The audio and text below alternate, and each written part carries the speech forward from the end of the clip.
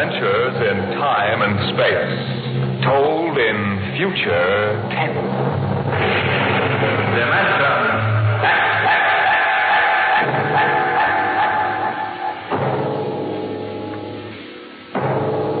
The National Broadcasting Company, in cooperation with Street and Smith, publishers of astounding science fiction, bring you Dimension X.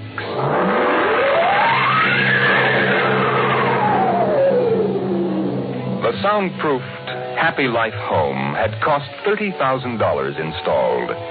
It clothed and fed and rocked them to sleep and played and sang and was good to them. Their life purred on from day to day, measured and controlled by the nucleonic thermostats, the iridium sponge servo brains that made the beds and washed down the bathroom floors and made sure the salt cellars flowed freely without clogging. Twice a day, the house paused, rang a quiet bell, and turned precisely 90 degrees on its axis in order that the view from the Solaroid living room windows might be varied to avoid ennui. Of course, the pride of the house was the nursery. The agent for the company had been most enthusiastic. This way, right down the hall.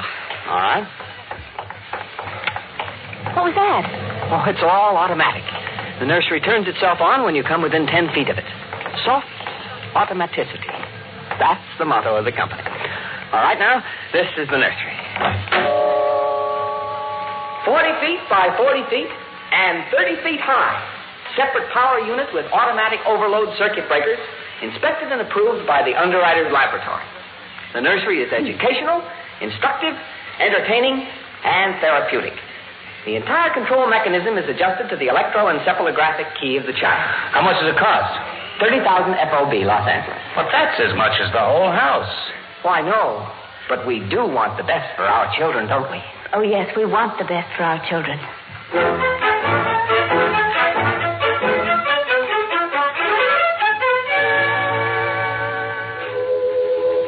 And it was the best. The crystalline walls wavered from 2 to 3 dimensions. The pseudo-textured composition flooring shifted lightly from brick to dirt to waving grass.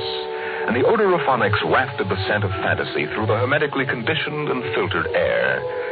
The nursery was the very best. But then they wanted the very best for the children. The technicians installed the nursery, and the heavy coaxial power cable was run in from the main line. The walls sprang to life, and the mental control banks and relays hummed. All right, Peter and Wendy, this is your nursery. What's so special about a nursery, Dad? Plenty. You just go in and see. Oh, do we have to? It's so big. You promised you'd play ball with me outside, Pop. Go on, kids. Try out the nursery. It's better than any old yard. Oh. Go on in, dear. You'll be surprised. Gee. Go ahead, Wendy. I'm scared. I'm not. Hey, it's nice in here. It is? Come on in, Wendy. Boy, look at the pictures on those walls. They're real. Well, almost real. You can change them any way you like just by thinking about it. Go on in, dear. Well, all right, Mommy. Hey, Wendy, look what I can do with the pictures. That's the white rabbit from Alice in Wonderland. Sure. I just thought about it, and there it was. Well, let me try, Peter. Let me try. Go ahead. Just think. How about the... Oh, I know. I want to see the Wizard of Oz.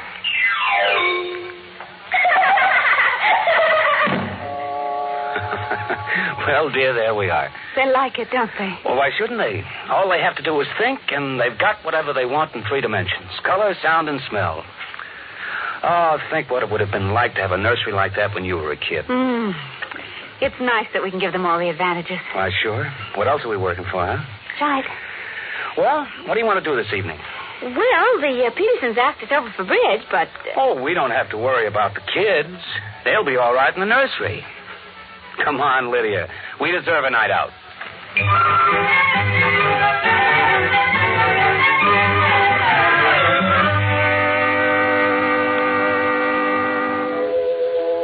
And in the nursery, the walls were a kaleidoscope of time and space and imagination. The green forest of Sherwood and quiet forms of Robin and his merry men gave way to the roll of the high seas and the smell of salt in the air as Sir Henry Morgan sailed into the harbor at Jamaica. It's my turn now, Peter. You've got to be fair. It's my turn. Dorothy and the Wizard of Oz followed the yellow brick road round the nursery walls. Then Hansel and Gretel discovered the gingerbread house about 3 feet from the door. And from a high tower that stretched into the clouds, the little lame prince sailed out over his kingdom. And behind the crystal and quartz walls, the vacuum tubes and grids and banks of mental image tape spun quietly and efficiently, erasing the line between illusion and reality. Of course, the electric bill from Consolidated Utilities was tremendous, but it was worth it. The house went on. The stove hummed happily in the kitchen, making breakfast, dinner, and supper for 4, turning the eggs over lightly and producing popovers electronically calculated by capacity to a 30-volt current and specific gravity. The automatic laundry did the shirts with a medium starch in the collars, except the button-down Oxfords, which had no starch at all. The Happy Life home breathed contentedly as life proceeded with soft automaticity as guaranteed in the brochure and bill of sale. George. George, I wish you'd look at the nursery. Well, what's wrong with this? Well, I don't know. Well, that might... I just want you to look at it, that's all. Or call a psychologist to look at it. What would a psychologist want with a nursery? Oh, now, George, you know very well what he'd want. I was in the nursery last week. It's perfectly all right. Well, it's different now. Huh? What do you mean, different? Well, I just want you to come and see. Are the kids there? No, Madge Allen took them to a show along with her kids. That's why I want you to look in now before they get back. All right. What you expect me to do, I don't know. I'm no mechanic. This isn't a question of a leaky faucet, George. All right, dear, I'm coming.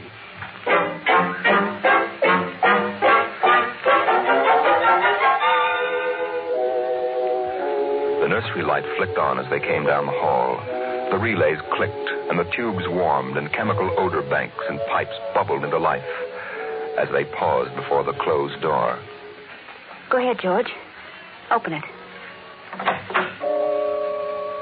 On all sides, in 3 dimensions, stretched the hot, tired landscape of an African veldt, reproduced to the last stick and pebble and bit of straw. The ceiling above them became a sky with a hot, yellow sun. A wind blew in from the baked veldtland. The hot straw smell of lion grass. The cool, green smell of the hidden waterhole. The great, rusty smell of animals. The smell of dust like red paprika on the hot air. And now the sounds.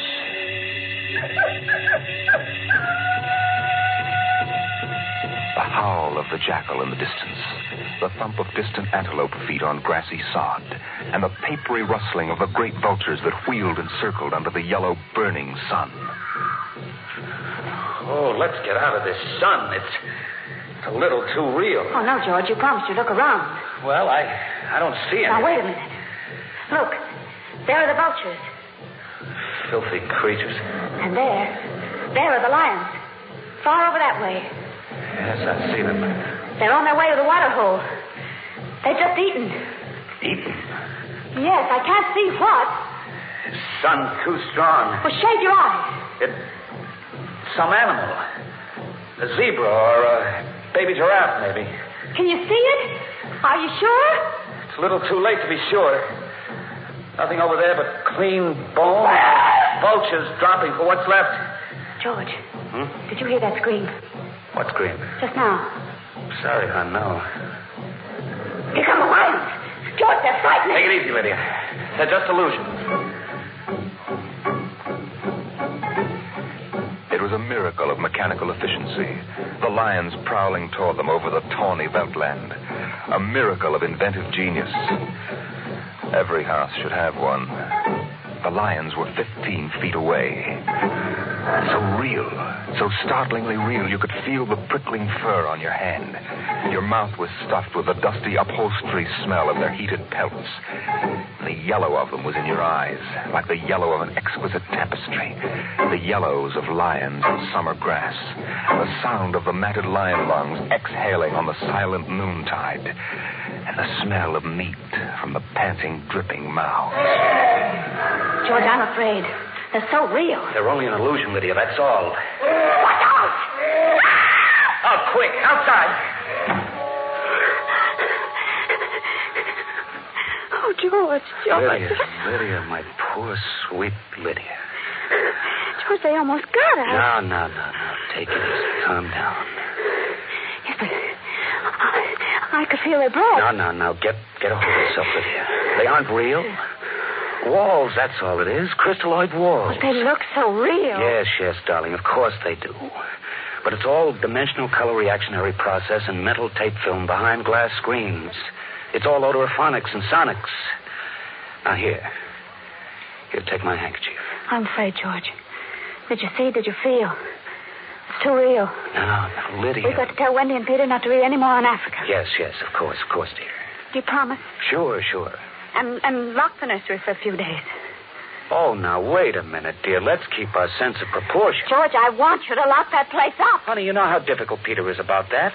I punished him last week by locking the nursery for an afternoon, and he threw a tantrum, and Wendy, too.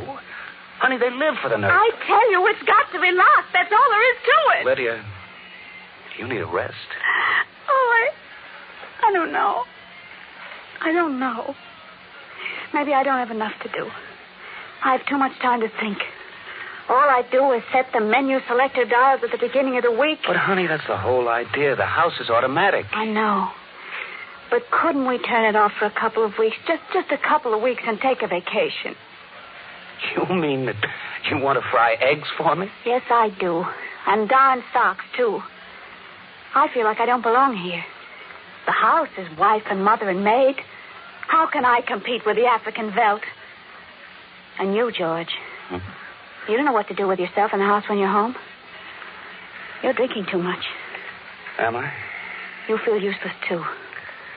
Yes, I suppose I do. George. Those lions can't get out of there, can they? Oh, of course not, dear. Now, don't think about it anymore.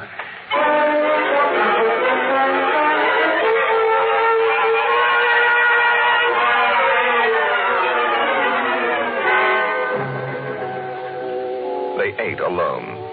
He sat idly watching the dining room table produce warm dishes of food from its mechanical interior. You forgot the ketchup. That's better. It wouldn't hurt to lock the children out of the nursery for a while. It was clear that they'd been spending too much time in Africa. Oh, that sun. He could still feel it on his neck like a hot paw. And the lions, the smell of blood. Remarkable how the nursery caught the telepathic emanations of the children's minds and created a life to fulfill their desires. The children thought zebras, and there were zebras. Sun, death, and death. They were so young. But long before you knew what death was, you were wishing it on someone else. But this, the long, hot African Veldt, the awful death in the jaws of a lion, and repeated again and again and again. The children came home dutifully at 8:30. Hi, Mom. Hi, Pop. Hi, Peter. You want something to eat, Wendy? No, thanks. Well, we're just having dessert. We're full of strawberry ice cream. And hot dogs. We'll just sit and watch. Sure. Peter, tell us about the nursery. Nursery? Yeah, it's all about Africa and everything. I don't understand. Your mother and I were just traveling through Africa with rod and reel. There's no Africa in the nursery. Oh, come now, Peter. We know better. I don't remember any Africa. Do you, Wen? Run and see, huh? Sure. I'll be right back. Wendy, come back here. Wendy. She'll be right back, Pop. She doesn't have to. I've seen it. Now, come on. Sure, Pop. Wendy will tell us, though. Could they be lying? We'll see in just a moment. Peter, open the door. See, Daddy? It's not Africa. It's Florida. Like in the yearling. There go the deer, see? It isn't Africa. Yes, I see it isn't. Go to bed. But it isn't 9 o'clock. No, it isn't. You heard me. Go to bed. Okay. Night, Mom. Night, Pop. Good night. Good night, dears. I'll be right in. Lydia, wait a minute. Here, look. Look at this. What is it? This is the corner where the lions were, isn't it? What's that you picked up? It's an old wallet of mine. There's a smell of hot grass on it. The smell of a lion. It's wet with saliva. And it's been chewed. George, those smears of blood. Come on out.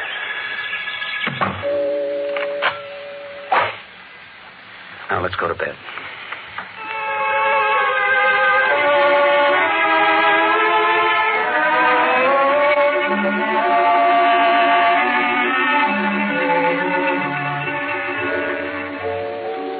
So they went to bed. But in the middle of the night, Lydia was still awake, and she knew her husband was awake. George, Hmm? how did your wallet get in the nursery? I don't know. Wendy must have changed the walls from the African Veldt. Honey, I'm going to keep it locked. Maybe it isn't good for the children. It's supposed to help them work off their neuroses in a harmless way. I'm starting to wonder. We've given the children everything they wanted. My father used to say children are like carpets. They should be stepped on occasionally. We've never lifted a hand. They're spoiled. And we're spoiled. I think I'll have Dr. McLean come tomorrow morning and have a look at Africa. Yes, only it isn't Africa now. It's Florida and the yearling. I have a feeling it'll be Africa again before then. George, Wendy and Peter are in their room. No. They've broken into the nursery. Those screams. They sounded familiar. Did they? Yes, awfully. Oh, George.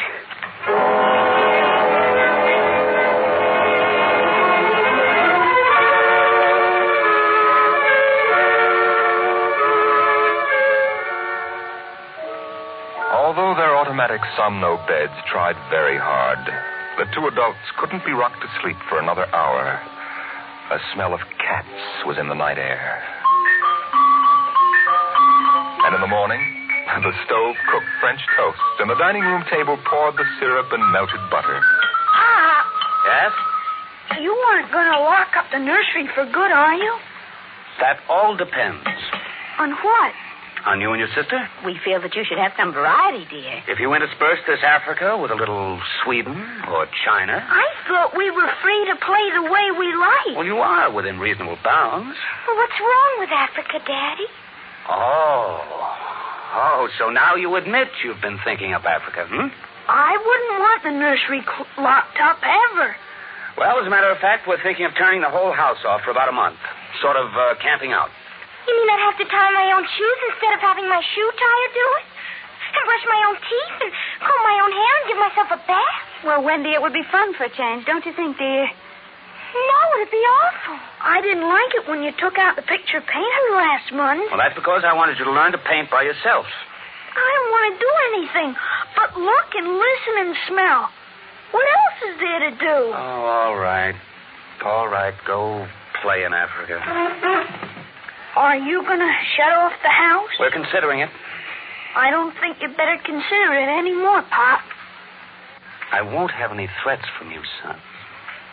Okay, Pop. Come on, Wendy. Let's get back.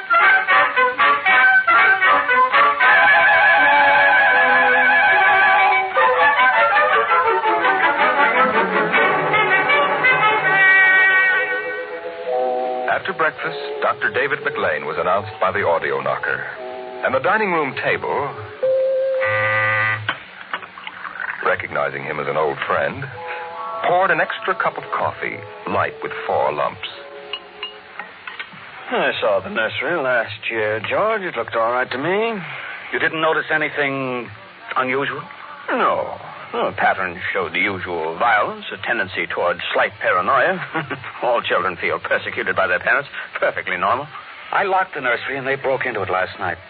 I let them stay so they could form the patterns for you to see. There it is. Well, suppose we take a look at it right now.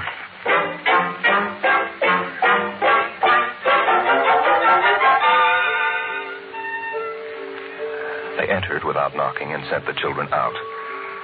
The screams had faded, and the lions were feeding quietly under the trees. Wish I could see what they're eating. Do you suppose some high-powered binoculars... Hardly, no. How long has this been going on? A little over a month. It certainly doesn't feel good. I don't want feelings. I want fact. George, a psychologist, never saw a fact in his life. He knows about feelings, and this doesn't feel good. My advice to you is to have the whole room torn down and your children brought to me every day for the next year for treatment. Is it that bad?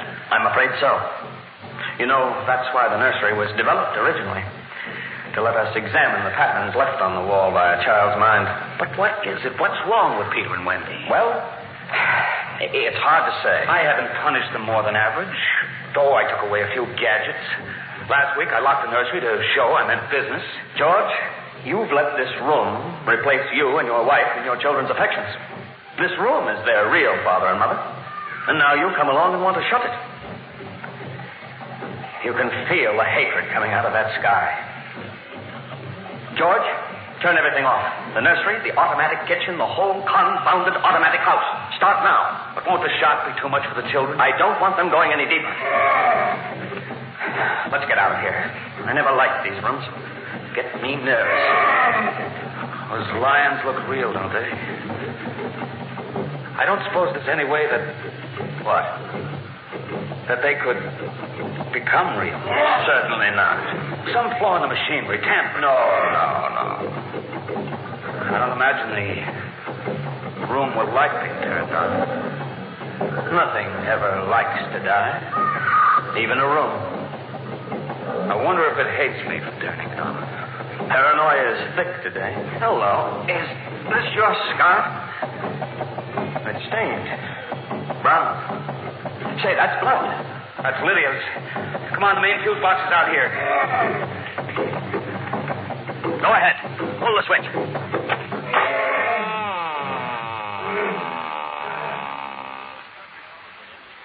Yeah. It's off.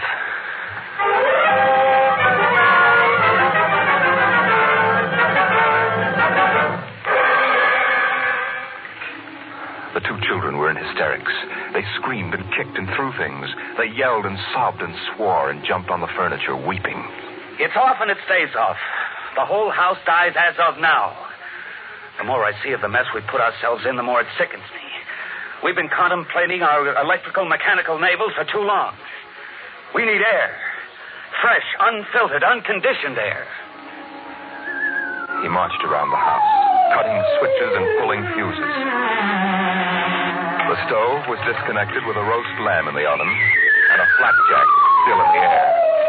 The heaters, the shoe shiners, the shoelacers, the body scrubbers and swabbers and massagers. He pulled the plugs and shorted out the controls, one after the other. The house became full of electronic corpses. It was a mechanical cemetery. So silent. None of the humming, hidden energy of the machines waiting to function at the tap of a button. And by the still dining room table, its radionic insides dead and currentless, Peter wailed at the house. Don't let them do it. Don't let Pop kill everything. I hate you, Pop. I hate you. Peter, please. Insults won't get you anywhere. I wish you were dead. We were for a long while. But now we're going to start really living. Once more, Daddy. Just once more. Oh, Wendy, one more honey. minute of the nursery. That's all. Just one more Oh, minute. George. George, it can't hurt, really. So, all right. Only shut up. 1 minute. And that's the end. Forever. Gee, thanks, Pop. Thanks. Then we're going on a vacation. Dr. McLean is coming in a half hour to help us out. Lydia, turn on the nursery. Now remember, kids, it'll be just for 1 minute. Oh, boy. Come on, Wendy, come on. Oh, thanks, Daddy. Thanks a lot. Just 1 minute, remember? Oh, where'd I put those suitcases? Lydia! Don't shout, George. I'm right here. Oh, did you leave them alone in the nursery? Well, I've got to get ready, George. Oh, that awful Africa. What can they see in it? Well, in an hour, we'll be on our way to Iowa. What prompted us to buy a nightmare like that? Pride, I guess. We had the money and we were foolish. I guess we'd better get them out of there before they get involved with those beasts again.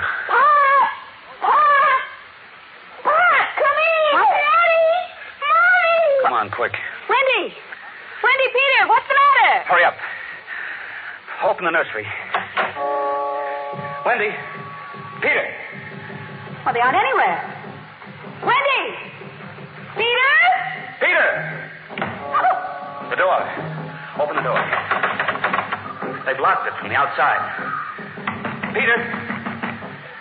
Peter, open up! Peter! Don't let them turn off the nursery. Now, don't get ridiculous, children. It's time to go. Wendy, open the door, dear. Let us out. Peter, open the door. It's time to go. Open the door. George, the lions. Peter, do you hear me? Open this door. They're all around us. George! Son, do you hear me? Let us out. George, look out! They're coming!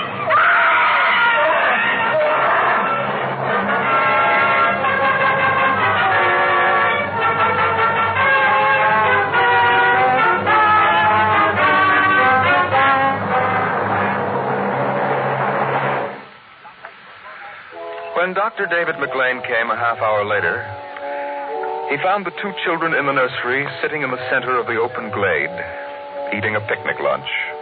Beyond them was the water hole in the yellow Veldt land. Above was the hot sun. Dr. McLean saw at a distance the lions fighting and clawing, and then settling down to feed in silence under the shady trees.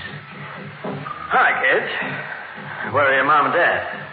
Oh, they'll be here directly. Good. We've got to get going. He squinted at the lions with his hands up to his eyes. Now they were done feeding. They moved to the water hole to drink. A shadow flickered as the vultures dropped down from the blazing sky to finish what the lions had left. Dr. McLean. Dr. McLean? Huh? What? Have a cup of tea?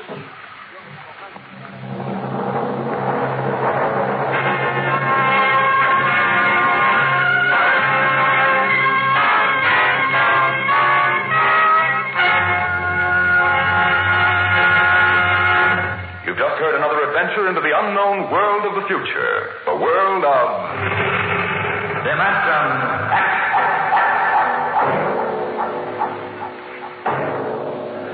How soon we actually build a spaceship to conquer the stars depends upon many factors, not the least of which is a man, the overwhelming desire to create such a ship, and the power to have it done. Next week, we tell the story of such a man as Dimension X brings you Nelson Bond's The Vital Factor. Dimension X is presented transcribed each week by the National Broadcasting Company in cooperation with Street and Smith, publishers of the magazine Astounding Science Fiction. Today, Dimension X has presented The Veldt, written for radio by Ernest Kenoy from Ray Bradbury's The Illustrated Man. Included in the cast were Leslie Woods and Bill Quinn as the parents, Joan Laser and David Anderson as the children. Your host was Norman Rose. Music by Albert Berman. Dimension X is produced by William Welch and directed by Fred Way.